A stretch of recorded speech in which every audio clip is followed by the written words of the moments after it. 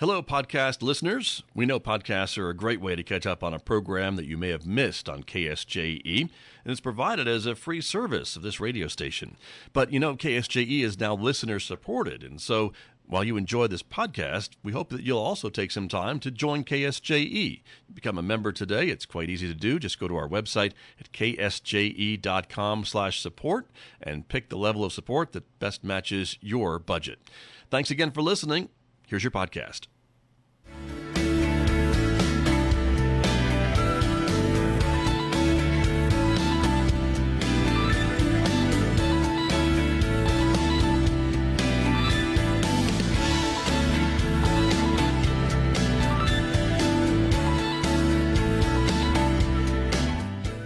10 minutes past 8 o'clock. It's Wednesday morning, the 14th day of January 2026. Good morning, everybody. I'm Scott Michlin. Thanks for tuning in to KSJE, 90.9 FM over the air right here in San Juan County, New Mexico. In Durango, Colorado, we broadcast at 103.3 FM. And if you're listening to my voice anywhere else on planet Earth, you've gone to our website to do that, ksje.com, or perhaps you're listening through the new KSJE radio app. It is great to have you all with us this morning, of course, and also welcome to our viewers who are watching the program. The video is streaming out live to the KSJE Facebook page and also to our YouTube channel. So welcome aboard, everybody. So glad that you are with us.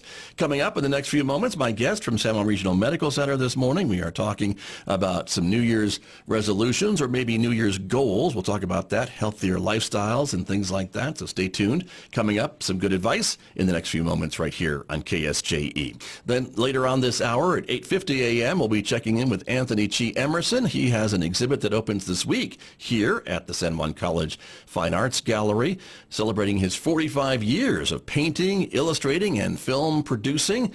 We hope you'll stay tuned for that to share with you coming up today at 8:50 a.m. on KSJE. Next hour, of course, Mick Hess is going to take us roving with the arts, our weekday classical music program. Don't forget about that. That'll take us to 10:30, and right on Four Corners, our local and regional author program with host Delcherie Spinner. She's coming up today at 10:30 on KSJE. Don't forget, you can also connect with us on other forms of social media like Instagram, Blue Sky, and X. And if you're a podcast listener, you can find KSJE Podcast wherever you listen to podcasts. So check it out and maybe discover a new local program that you may have missed. And a reminder, you can also connect with us in our podcast, the new KSJE Radio app, available now at the App Store and on Google Play.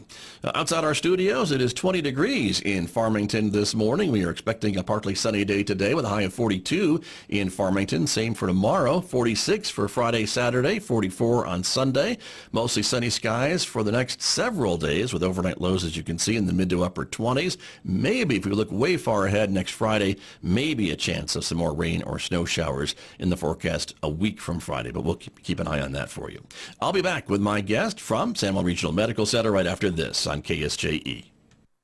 KSJE is supported by San Juan Regional Medical Center.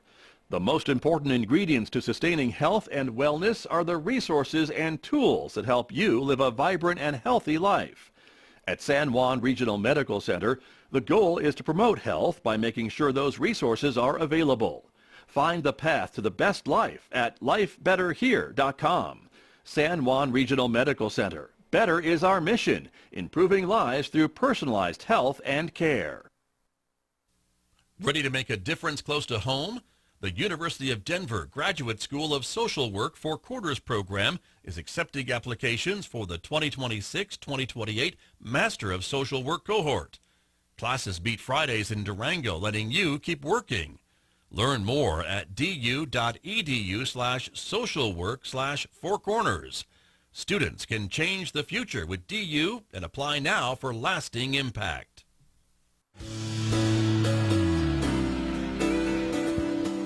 Now back to Studio A and the award-winning Scott Michlin morning program on KSJE.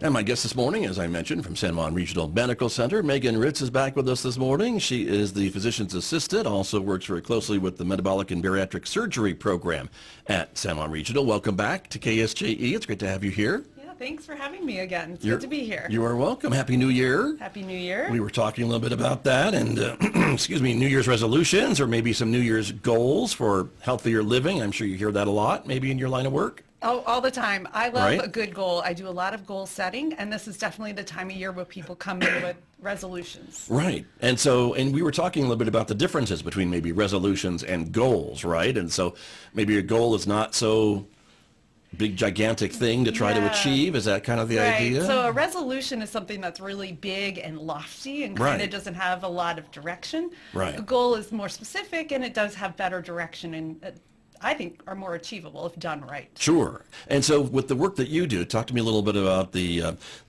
Metabolic and Bariatric Surgery program at San Juan Regional Medical Center, because you do a lot of, I think, goal setting maybe with your patients and talk about things that they can do to achieve how they want to live and how they want to feel and things like that. Yeah, absolutely. So we're going into our third year. We're a comprehensive Congratulations. Yeah, thank you. It's exciting. We're a comprehensive weight loss program. So we provide both medical weight loss and surgical weight loss. Okay. Medical weight loss being using some medications to help assist with weight loss. Those things like the GLP-1s that everyone loves to talk about. We've been hearing a lot about those, Lots, right? yes, Okay. and keep your ears open. There's going to be more coming down the pike with those types of medications. Okay. I and guess then- they're very effective for some people, right? Very- but yeah, but you very can't use them effective. just the medications alone. No, you still need to do the lifestyle, the work behind it. Same with surgery. So Yeah, sure. we always talk about surgery or medications being the tool. It's either, doing surgery with lifestyle changes or medications with lifestyle Right. changes. You can't do it without the Gotcha. lifestyle. And your program offers both, I guess, paths, right? Both options for patients? Both options. Again, that comprehensive weight loss center. So we do offer both options. So surgery might not be right for some people or something they're not interested in. And then we can do medications. And then we even also work with a lot of patients who don't want medications or surgery. They just want some accountability and support and understand what does it mean to live a healthy life so I can either lose weight or improve metabolic health. Okay, got you. And so that seems like that old advice, that old adage of eat less, move more Oh, yeah. is pretty good advice then for most people? No, I disagree with that advice. okay. The old adage of eat less and move more. I mean, there is some truth to that. Okay. Certainly, So but it is way more complex. And Okay. it's really different for everybody. leave it to the media to simplify something Oh, very absolutely. complex, right? Absolutely. Okay. That's old school thinking. That's, Okay. the old school diet culture. Got it. But that is where the goal setting comes in because we need to look at what are the things that somebody struggles with that contributes to weight gain or difficulties with weight loss. Right. And then we go from there and kind of pick a couple things to change, Right. setting goals to help improve lifestyles. So it sounds like to me that what you're saying is these things are very individualized depending on the person, the patient, and things like that. You just can't take some of that advice you might hear on the radio or what have you and think it's a one-size-fits-all solution. Exactly. Okay. Exactly. Got it. And so for some people, I guess maybe surgery is a good answer, maybe if, or whatever, or maybe medications or other lifestyle changes is another option for them too. Because I know with your program, I think some of your patients have seen really great results from surgery. And that's a great thing to be able to show people and talk about too in some cases. Right. Yeah. A lot of our patients have seen life-changing results from surgery. We typically look at what are the goals, how much weight are we looking at that we need to lose to help improve health, quality of life, and then tailor that treatment approach, medication sometimes, surgery, sometimes even surgery with medications. Right. All those things, right? They're Right. all tools in the toolbox, I guess, Correct, to be yeah. able to meet these goals for your patients. And so if someone wants to lose a lot of weight, is that usually maybe more of a surgical option then? I mean, if we're talking Yes. tens and tens of pounds or hundreds of pounds or things like that? Typically it is. With surgery, you can achieve between 20 to 30, 35% total body weight loss. Medications, it's more like the 10 to 20%. So really it just depends on not only weight loss, like how much weight do I need to lose to get healthier or achieve my goals, but also what other medical problems do I have where surgery is going to be a really powerful tool to help me achieve better health. Now, what could that mean? What is that? What could that be? Insulin-resistant diabetes, type 2 diabetes is a great example where Right. some surgical procedures for weight loss also really drive home the fact that it's about metabolic health, changing the body's metabolism so that we can get rid of diabetes, insulin-dependent diabetes, or even diabetes where you're taking oral medications. Gotcha. Sure. High blood pressure, cholesterol, joint pain, back pain. There's a lot of things where surgery can really help alleviate those medical problems. And let me pick up on joint pain, back pain, and things like that, because Sure. I guess if you're carrying around an extra 50 pounds, 75 pounds, whatever it is, that does stress your knees and hips and back and Right. things like that. And so getting rid of that, or most of that, or some of that, would improve those conditions, I guess, as well, is what you're saying. Yes.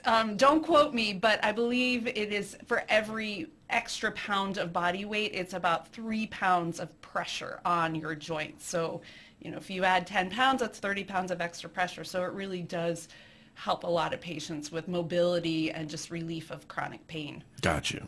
Yeah. So the reverse would be true too. Right. If we were to quote you, but we're not going to quote you. Yeah, please. But I hear what I'd you- have to but- check my facts. I understand. I hear what you're saying. But yeah, so that can be very helpful as well. And so that's the surgical side. And then, of course, also with lifestyle changes, diet, nutrition changes, things like that, because all those things seem to go together, do they not? They do, absolutely. Can't do one without the other. Right. And that's for long lasting, I guess, to make it stick, I guess, Exactly, too, right? for the durability. So, when you have bariatric surgery or you use medications for weight loss, you're going to lose weight. That is the intent. Most people will lose weight. Sure. Even if they're not making a lot of lifestyle change. It's about a year after surgery where you've lost the weight that you think you're going to lose from that procedure, or you've been on medications for 2 or 3 years and you've come down to that goal weight.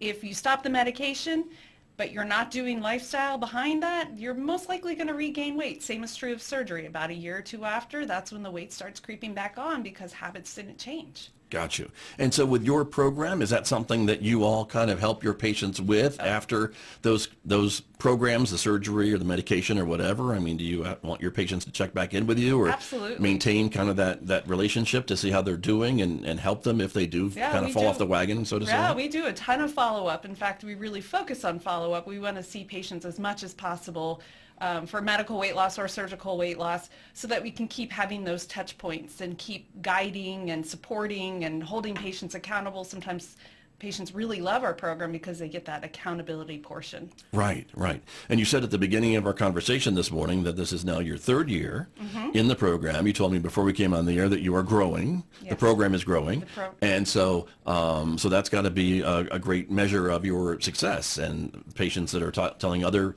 folks about their experiences and things like that, word of mouth and other things are getting around the community about what can be done here locally. Right, yes. Definitely word of mouth has been helping.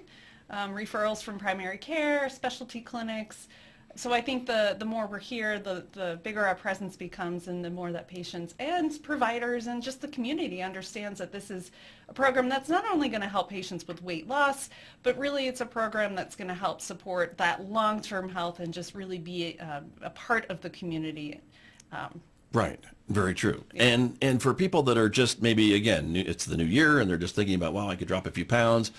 Is the program right for them? Is it a little bit maybe overkill for maybe wanting to drop not maybe 20 pounds, maybe 5 or 10 or 15 or what have you? Can you help folks with just that goal in mind too? Definitely, because a lot of times when you're looking at dropping 5, 10, 15 pounds, we're going to really look at the whole picture, the whole patient.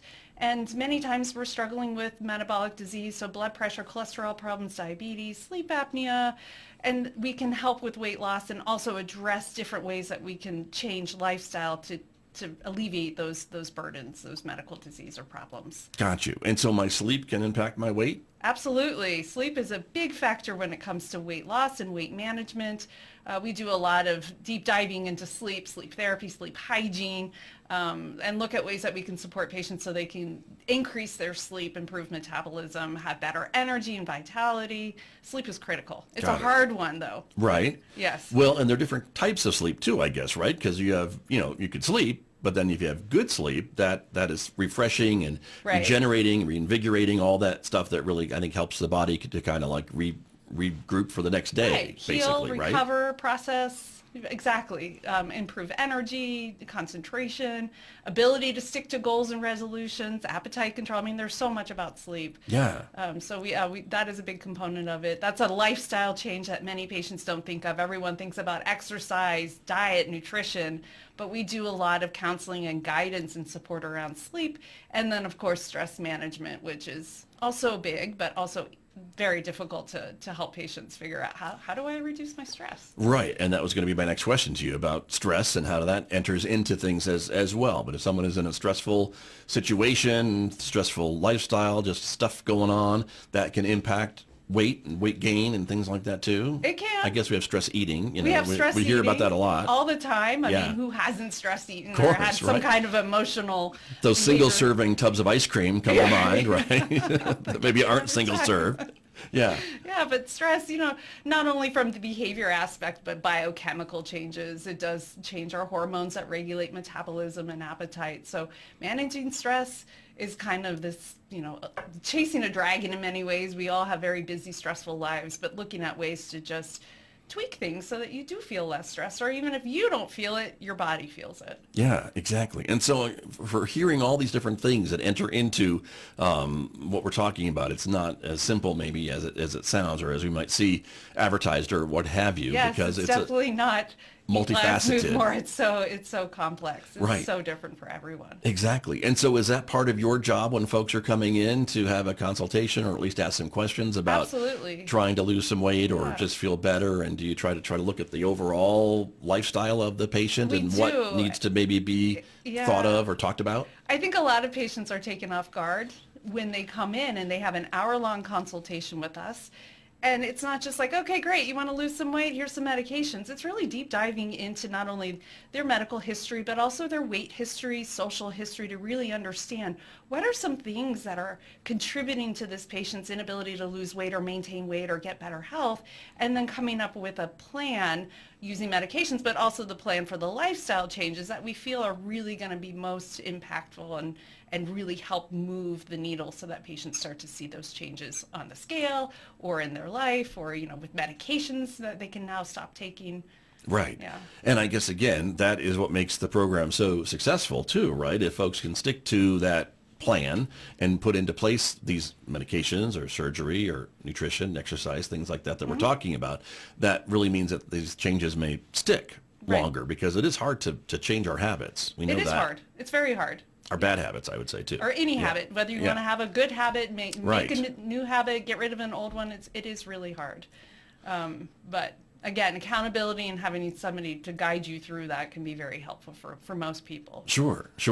And so for the work that you do, are there some tips that you give to your patients about, because again, I think about nutrition and things like that, and we are bombarded by ads for food, maybe not the healthiest of food. We're driving down Main Street, we see a lot of signs for food, and restaurants are there and things like that. I mean, that's constant distractions, I guess, from trying to Right. get us off of our maybe goals that we set with you in the program, right? Right. So we do a lot of work around nutrition.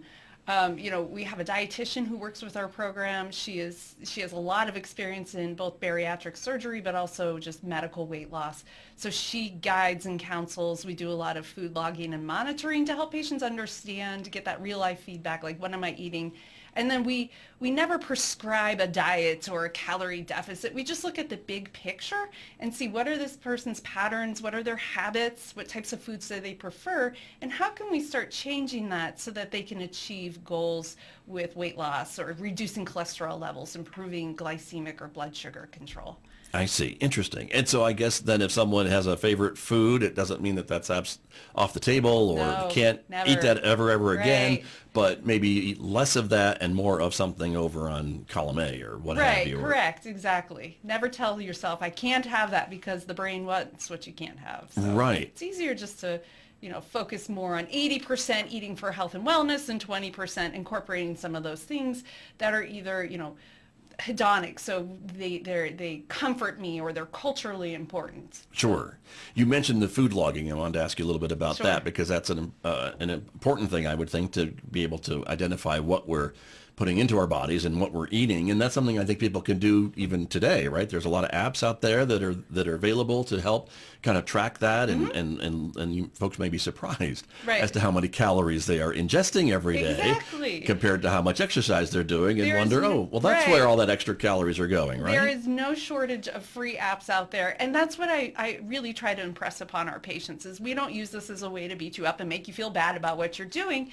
It's a way so that if you do go get fast food, you can look at how many calories you're eating and then start making different choices. I've hit my goal for the day with this one meal, maybe, of Or how many not even calories. that. Or exactly that. You Like know. 2,000 calories Right. at lunch And based I'm on this done. meal. How Yeah. can I make it a little bit different? Right. And oftentimes when we're talking about changing nutrition and having those goals, I want to eat healthier, right? Sure. That is a great way to do it, to start by saying, okay, instead of saying I'm never eating this again, that's oftentimes too extreme, a resolution that's very extreme, Right. The all or nothing thinking. How can I do this differently to support my goals? So how can I maybe get a grilled chicken breast and have a small French fry and get water instead?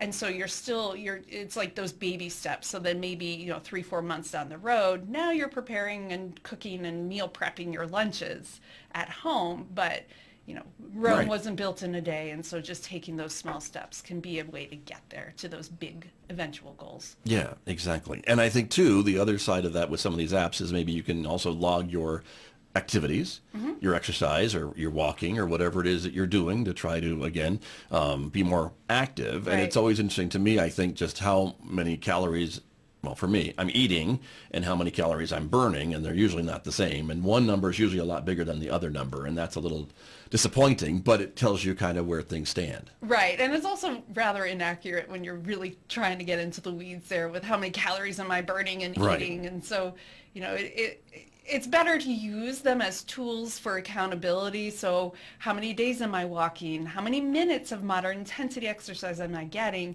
versus really focusing in on how many calories am I burning? Okay, good to know. Yeah. I'm glad that you said that. Now I feel better about it. But Yes, don't get lost in the weeds there with right, that. because I ingested this many calories, only burned off that many calories, Right. and so they didn't And then equal, it's- and now I don't know what to. Right, I'm stuck. exactly. And so then it's not simple anymore, and it becomes very complex. And so really we should be keeping things as simple as possible when it comes to changing habits for health, because that's how you're really going to be able to stay in the game. True, very true. And again, it's complicated. I think there's a lot of things that impact our lifestyle, our weight, our health, right? And so to try to make a change to that, it's hard to just do like one tiny little thing and think that that's going to have major changes in a lot of other places. Well, Does that make sense? Not true either. Okay, all right. Because Tell me another why. thing Tell me I why. have to impress upon a lot of my patients is those 1% changes, Right. the 1% gains or losses, right? They eventually add up over time. And it's the Okay. importance, it's the power of consistency with doing those one little things that will eventually get you to where you want to be. Really? Yes. You sure? Positive. Okay. Positive. Oftentimes patients come in and they have lofty goals or intentions or resolutions.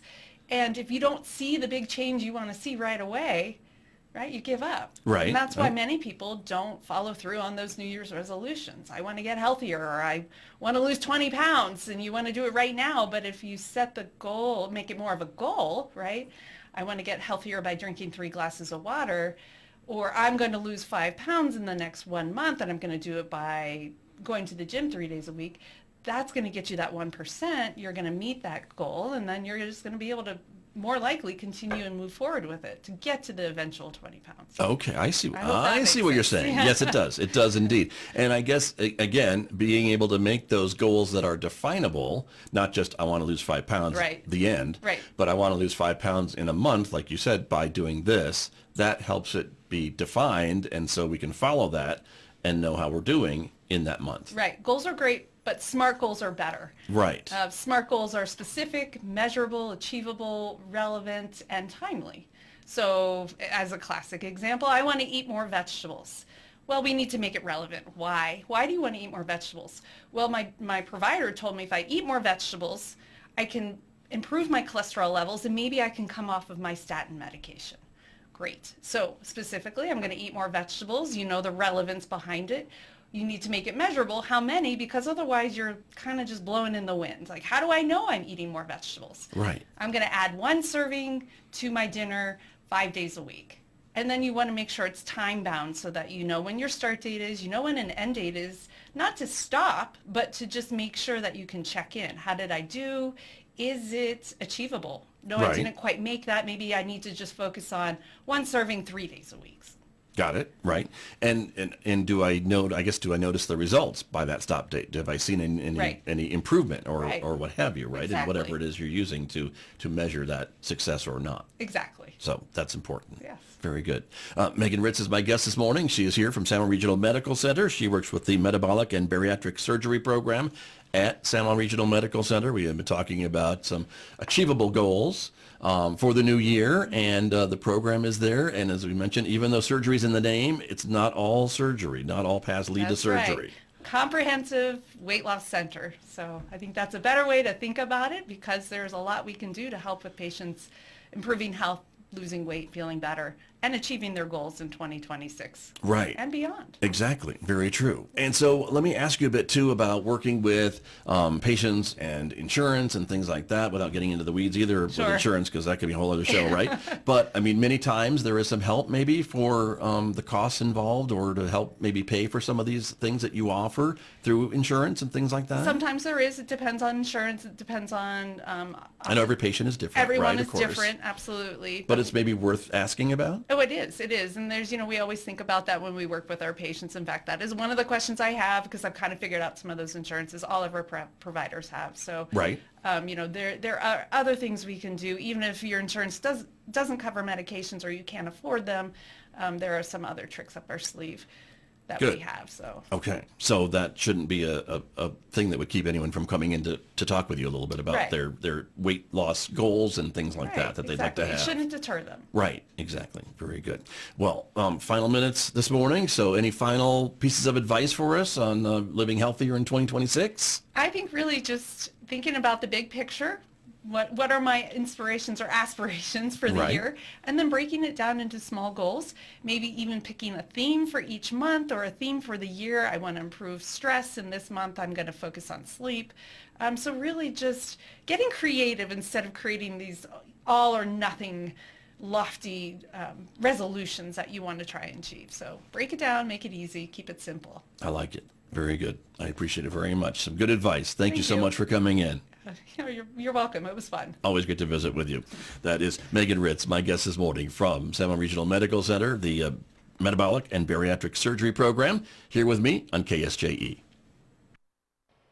Did you enjoy that podcast? We hope that you did. And if you did, share it with your friends. And if you really want to keep podcasts like this coming, please support KSJE. You can do it easily online at ksje.com.